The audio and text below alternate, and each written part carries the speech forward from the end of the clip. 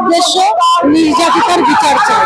প্রায় 1.5 মাস হয়ে গেছে আরজি করে কাণ্ড যেটা সিবিআই হাতে দেওয়া হয়েছে কেসটা, এই পর্যন্ত আমরা কোনো সুরাহা দেখছি না, প্রকৃত দোষী কে তা আমরা বুঝতে পারছি না।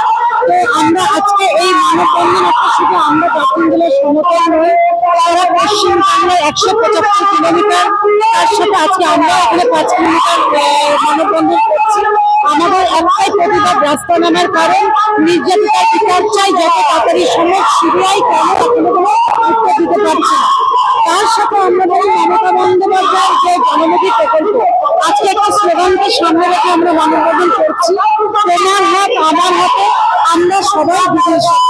পশ্চিম বাংলার মেয়েরা কিন্তু দিদির সাথে ছিল, আছে, আগামী দিনেও থাকবে।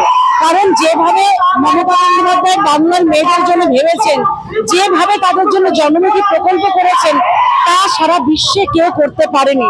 আমরা যদি পশ্চিমবাংলার কথা ভাবি, 2011-এর আগে আমরা দেখেছি যে 58.59% দরিদ্র সীমার নিচে ছিল, আজকে যেটা এসে 8.59 নেমেছে।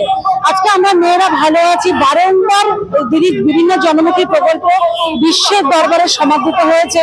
আজকেও কিন্তু তাই আমরা দেখলাম ইউনেস্কো দ্বারা রূপশ্রী এবং কন্যাশ্রী আবার নতুন ভাবে তারা পুরস্কৃত হলো, সমাদৃত হলো, যা বাংলার একটা নতুন পালক বাংলার সুনামে এসে জুড়লো। তো আমরা একটাই কথা বলতে চাই যে যতই মমতা বন্দ্যোপাধ্যায়কে নিয়ে রাজনীতি করা হোক, তাকে কালিমালিপ্ত করা হোক, বাংলার মেয়েরা দিদির সাথে ছিল, আছে, আগামী দিনে থাকবে। আমরা দিদির প্রতি কৃতজ্ঞ, দিদিকে আমরা ধন্যবাদ জানাই।